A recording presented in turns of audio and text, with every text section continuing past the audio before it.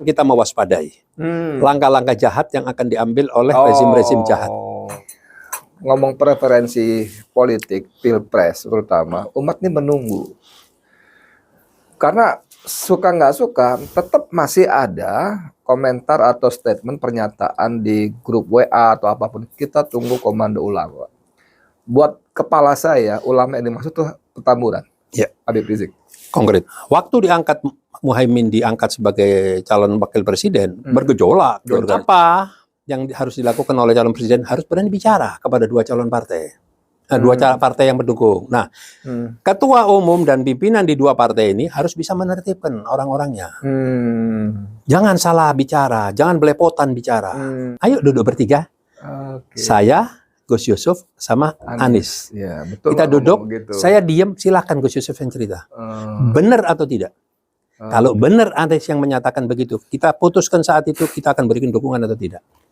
Tapi kalau tidak, silahkan Gus Yusuf minta maaf sama Anies sama yang lain. Nah, umat Islam, kami minta bersabarlah sementara, tunggu sampai ada titik-titik terang kapan kita harus melangkah dan kapan kita harus memberikan dukungan.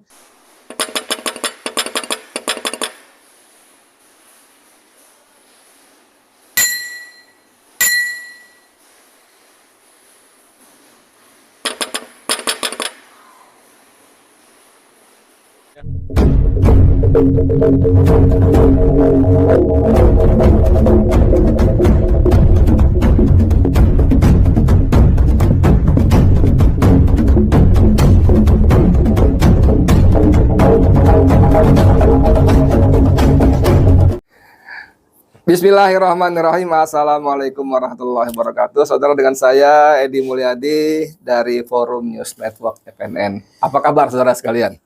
Saya jadi tamunya, walaupun saya ngundang, antik kan? Saya ngundang tapi saya jadi tamunya.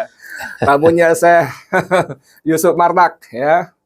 Beliau Ketua Umum GNPF, Ketua Dewan Syuro PA 212, pokoknya sabrek-abrek lah ya kalau soal bicara ranah perjuangan, sabrek-abrek lah ya.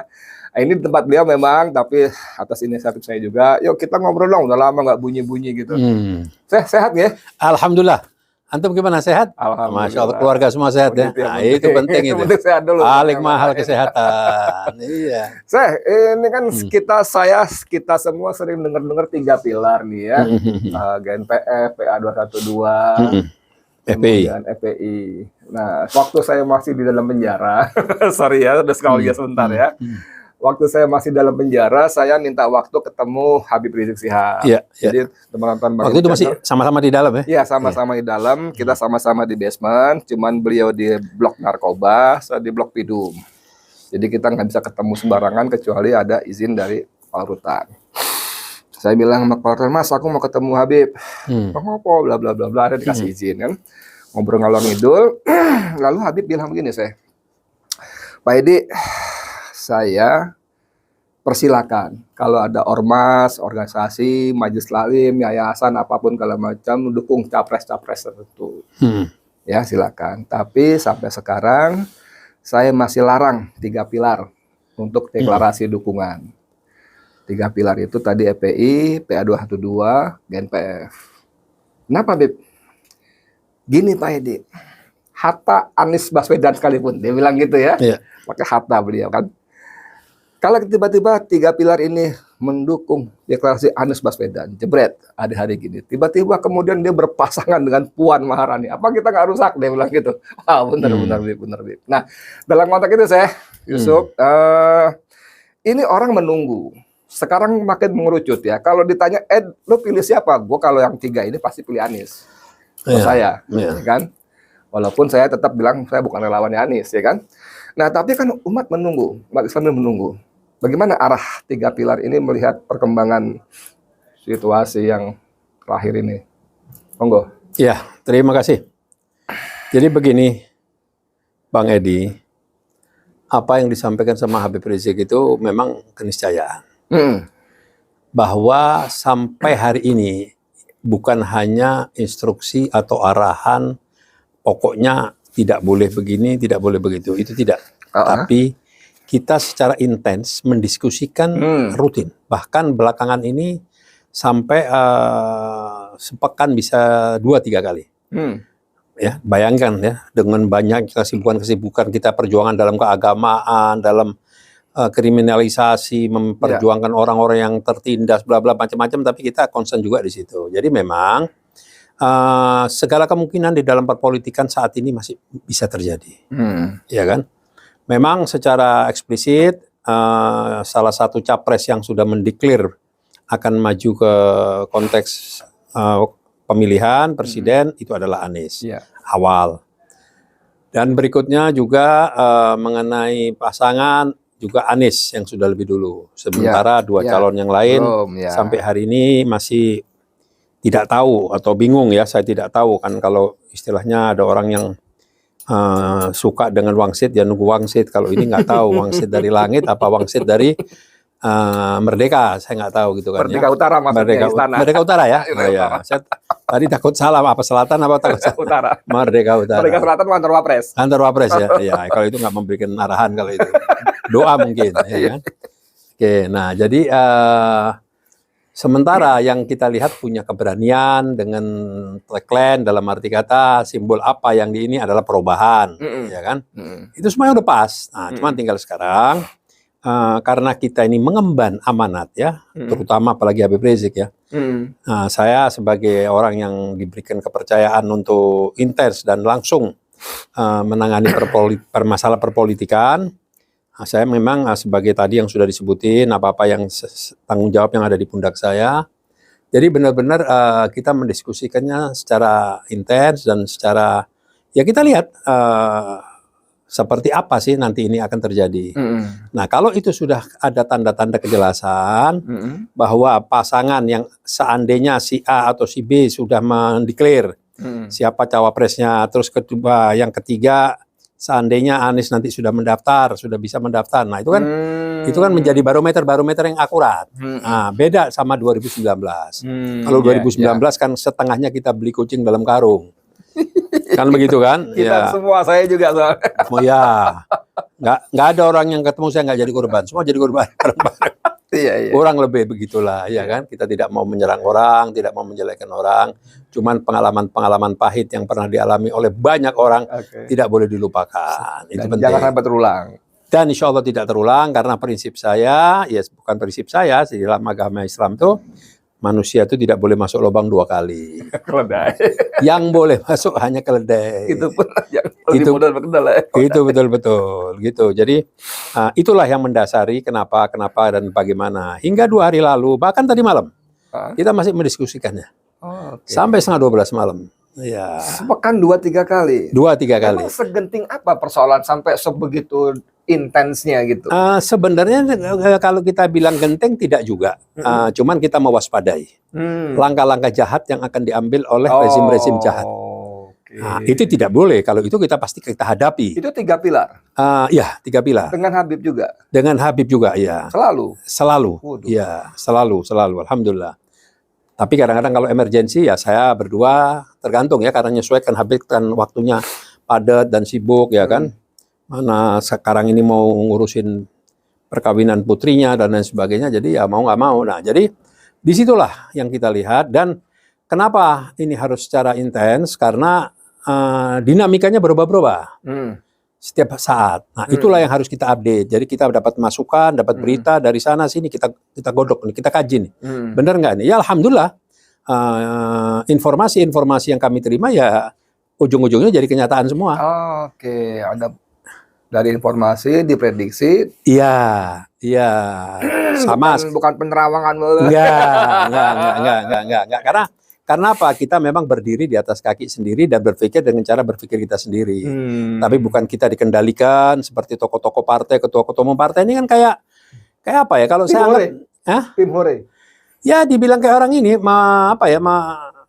nganter pemakaman jenazah. Kenapa begitu? Ya berbondong-bondong ke sana kemari.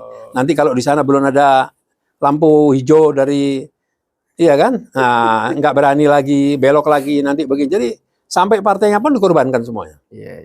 Bayangkan. Nah, jadi akhirnya kalau saya bilang konstituennya, anggotanya atau ininya pemiliknya mungkin udah lari ke sana kemari, udah kosong, gerbong kosong. Gerbong kosong. Cuma lokomotif aja, paling ya gerbong 1-2 lah yang ada isinya lah. Ya, oke, balik ke laptop lagi kalau kata Tukul Arwana ya. Saya jadi kembali ke pertanyaan awal tadi, ngomong preferensi politik pilpres terutama, umat ini menunggu. Karena suka nggak suka, tetap masih ada komentar atau statement pernyataan di grup WA atau apapun, kita tunggu komando ulama. Buat kepala saya, ulama yang dimaksud tuh Petamburan. Ya. Habib Rizik. Konkret. Mohon maaf, tanpa mengabaikan ulama-ulama yang lainnya. Konkret. Ya, mereka semua hebat-hebat lah. Tapi dalam konteks ini, saya hampir pasti yang dimaksud itu Petamburan. Konkret. Nah, sampai di sini, bagaimana kira-kira? Nah, jadi begini, Bang Edi. Memang ini benar sekali, pertanyaan menarik sekali ya. Jadi kenapa sampai hari ini belum ada kata yang jelas akan dibawa kemana arah dukungan. Nah, itu tadi saya bilang segala kemungkinan masih bisa terjadi. Dan satu, hari ini yang terjadi, kalau kita bicara satu calon di luar dua calon yang sudah ada, yang ada di dalam arti dari gerbong koalisi ya, koalisi rezim ya, itu kan hanya ada Anies dan Muhaimin. Tapi biar bagaimanapun, dua partai pendukung Anies dan Muhaimin ini punya sejarah yang kurang baik dengan kita ya, khususnya FPI ya. Nah, ini kan tidak semudah itu, terus tiba-tiba sudah diterima.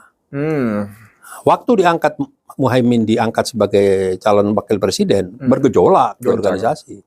Karena apa? Di antaranya PKB ikut, teriak, bubarkan FPI dan lain sebagainya. Jadi, nah inilah yang perlu dipahami oleh perlu dipahami dan perlu dibaca suasana kebatinan kami ini oleh siapa? Oleh si calon presiden, oleh dua partai. Nah, apa yang harus dilakukan oleh calon presiden? Harus berani bicara kepada dua calon partai. Dua partai yang mendukung. Nah, ketua umum dan pimpinan di dua partai ini harus bisa menertibkan orang-orangnya. Jangan salah bicara, jangan belepotan bicara. Ya kan? Nah, karena apa? Dulu semua mereka teriak. Bukan hanya cuman masalah pembubaran FPI, masalah kilometer 50, ya kan? Apa perlu kita sebutin satu persatu orang-orangnya? Jadi, jangan setelah berbuat tidak merasa salah, tidak merasa berdosa, dan dengan mudahnya mau menimbulkan permasalahan baru. Iya. Jadi itu ya, barangkali kenapa sampai hari ini Petamburan, saya sebut Petamburan ya. Saya suka menyebut ada 3 poros dalam tanda kutip ya, perlawanan terhadap kekuasaan rezim ini. Poros pertama, poros Petamburan, dengan tripilarnya tadi. Poros kedua, poros Menteng, Gatot Nurmantio dan kawan-kawannya dengan kaminya. Lalu suka nggak suka kita sebut poros ketiga, poros Bangka. Bangka RR. Reza Ramli. Saya suka begitu. Peng-peng. Tentu ada poros-poros lain yang kita akan sampaikan. Tapi itulah gitu ya. Nah, kembali ke pertanyaan awal tadi, itu barangkali sebabnya kenapa Petamburan belum juga menentukan sikap ya. Ada hal-hal kecil yang mesti betul-betul dirapikan ya ya tadi lah, lo kalau udah bikin salah minta maaf lah, jangan bikin salah yang baru, apalagi nggak ada jaminan tuh berhenti. Jadi orang baik aja udah bagus kok. Mustahil lah mereka mau minta maaf kan. Tapi jadi orang baik aja lah. Iyalah. Kan indah kan. Nah, apalagi kalau kita bicara Habib Rizik, kalau itu udah mesti yang offeringnya mungkin udah triliun itu kan, tapi nggak pernah tembus. Makanya kan simple gini aja lah tadi. Orang yang menawarkan diri jadi relawan berebut. Baik perorangan, kelompok, organisasi, sampai ke ormas, purnawirawan, semuanya, ya kan? Tapi kan kita yang berbeda, kita tidak. Nah, kalau seandainya kita ini mudah dibeli, mungkin sudah dibayar duluan dari awal. Kalau dibilang suara kita nggak ada, astagfirullahaladzim, mimpi lah. Mimpi bisa menang tanpa suara dari kita itu mimpi. Confirm, saya berani jamin. SMRC sudah menyatakan hasil surveinya seperti apa kan? Ada 30 sekian juta. Iya, itu pun diragukan angkanya. Karena jumlah kita lebih dari itu kan? Insya Allah lebih dari itu. Dia cuma bilang 35 juta. Kita pernah berkumpul 11 sampai 13 juta. Itu kan anak atau bapak yang datang. Ya? Nah, anak. Kalau dihitung kakak kan kali 4. Separuhnya aja udah berapa? Iya kan? Apalagi nanti ada satu kebersamaan sikap seperti 2017. Ada musuh bersama. Musuh bersama, kan begitu. Common enemy. Iya, nah itu musuh bersama akan timbul kalau bergabung dua ini tadi yang nggak punya kepercayaan diri. Oke, kalau gitu saya boleh bilang sama penonton Bang Edi Channel barangkali ya. Nanti kalau salah tolong dikoreksi. Jadi untuk sementara tetap bersabarlah. Saya kira untuk level HRS ya, Habib Rizik Syihab yang banyak kalangan percaya dan yakin beliau itu wali ya. Beliau sendiri nggak pernah merasa wali. Saya nggak gitu dekat, tapi beberapa kali ketemu, bicara, bahkan sering juga bukan 4 sih, 6 mata pasti ada yang nemenin gitu ya. Tapi saya kira untuk ukuran Habib Rizik dengan segala plus minusnya, kelemahan kelebihannya, tahulah kapan saatnya ya. Iya. Kapan saatnya bikin statement kepada siapa. Walaupun saya hampir hakul yakin bahwa ketika saatnya Habib akan bicara ke si Anu gitu ya, saya kira pasti akan ke Anies. Tanpa mendahului takdir nih. Ya, kalau lawannya dua ini ya. Kecuali ada sesuatu yang nanti bagaimana nggak tahu. Ya, kalau kita sebagai warga negara yang baik, ya kan, sesuai konstitusi kan kita wajib memberikan hak pilih. Satu, kedua, kita sebagai umat Islam, ya kan, yang sedang merasa terpuruk, terkriminalisasi dan lain sebagainya, kan kita harus mencari suasana perubahan, pergantian. Masih mungkin. Tapi kalau bicara dukungan, tidak seperti itu, Bang Edi. Oh, tidak seperti itu. Iya, jadi sorry. iya, kalau masuk ke ruang bilik, coblos mungkin. Ya kan? Tapi kalau yang namanya dukungan kan harus disampaikan. Ya. Harus dipresentasikan, harus dijelaskan kepada ulama, tokoh-tokoh alasannya apa. Apa yang disepakati di dalam dukungan itu. Oke, ada semacam deal, ya kalau di 2019 ada fakta integritas. Fakta integritas. Dari 17 poin fakta integritas, 16 untuk urusan negara.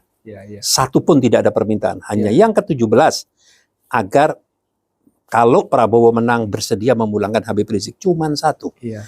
Padahal itu hanya cuman sebatas komitmen. Mulangin ngapain? Kalau saya bilang waktu itu, Beb, ngapain Beb pulang sendiri? Saya siap jemput kok, saya bilang, ya kan? Kurang lebih begitu. Nah, jadi inilah karena apa? Kalau kita tidak ada satu kesepakatan dan lain sebagainya, bagaimana kita bertanggung jawab kepada umat nantinya? Betul. Kalau pemimpin ini ternyata akan melanjutkan program-program atau apa-apa yang dilakukan oleh oligarki yang sekarang. Ini terkait dengan terus berlalunya waktu ya. Waktu kan terus berlangsung, nggak bisa berhenti. Nah, apakah sudah ada pendekatan dari dua pihak, bahkan dari sang Sapres untuk mendekati Petamburan? Oke, kita duduk, kita bisa apa? Saling take and give-nya apa? Dan saya kembali hakul yakin tadi seperti pada 2019 sorry ya. Itu dari 17 fakta integritas tidak ada satupun yang sifatnya pribadi, apalagi sampai urusan nggak ada sama sekali. Ya Rob, insya Allah mudah-mudahan terus istiqomah. Kalaupun terjadi misal nanti ada duduk, oke kita begini pasti akan soal negara. Nah itu ada nggak pendekatan? Nah kalau pertanyaan sekarang, alhamdulillah komunikasi jadi gini, kembali lagi antara ikat dan mata, berarti sudah dekat. Hubungan saya sama Anies Baswedan bukan setahun 2 tahun. Ya, dari mulai sebelum di gubernur sampai di gubernur, beliau jadi gubernur, intens komunikasi, bahkan sering ketemu baik di rumah saya, rumah beliau, di mana saja. Jadi hubungan itu nggak pernah putus. Jadi nggak banyak yang tahu, gitu loh. Jadi jangan dianggap-anggap seolah-olah sudah selesai milik kita. Oh, buang dari mimpi. Orang partai mau tidak mau kerja pasti ada duit, ada biaya, nggak ada biaya nggak ada duit nggak jalan. Kita ini keluar duit. Siap bekerja, siap berjuang, all out, hidup mati, banyak sudah korbannya. Apa kita mundur? Nggak mundur. Nah, jadi sangat bermanfaat bagi partai, terutama bagi Nasdem dan partai PKB. Kalau seandainya menyadari suasana kebatinan, jadi jangan menang-menangan sendiri, nggak bagus. Oke, saya untuk menutup pembicaraan kita, ada pesan-pesan nggak yang mau sampaikan buat umat ini? Biar kemana pun umat tetap nunggulah. Ada mau sampaikan, silakan. Ya, umat Islam, kami minta bersabarlah sementara. Tunggu sampai ada titik-titik terang kapan kita harus melangkah dan kapan kita harus memberikan dukungan. Artinya saya Yusuf bin mengatakan itu atas bimbingan Allah juga. Gitu Insya Allah. Karena ya pertama Habib sendiri seorang yang sudah teruji ya kualitas perjuangannya, kualitas kesalehan individualnya, dan orang-orang lingkaran Habib juga saya kira orang-orang yang ikhlas berjuang ya. Karenanya apapun putusan nanti ya insya Allah juga atas bimbingan Allah juga ya. Insya Allah saya udah mendampingi beliau. Saya lebih tahu bagaimana karakter, perjuangan, mental, jiwa beliau, cintanya sama negara kesatuan Republik Indonesia ini sama umat Islam. Saya kira itu demikian saudara sekalian obrolan kita. Semoga ini bermanfaat dan semoga Allah menolong kita semua, menolong bangsa Indonesia ya. Amin ya Rabb, insya Allah. Amin. Saya Edi Mulyadi untuk FNN, untuk Indonesia yang lebih baik. Assalamualaikum warahmatullahi wabarakatuh. Waalaikumsalam warahmatullahi wabarakatuh. Terima kasih Bang Edi. Alhamdulillah.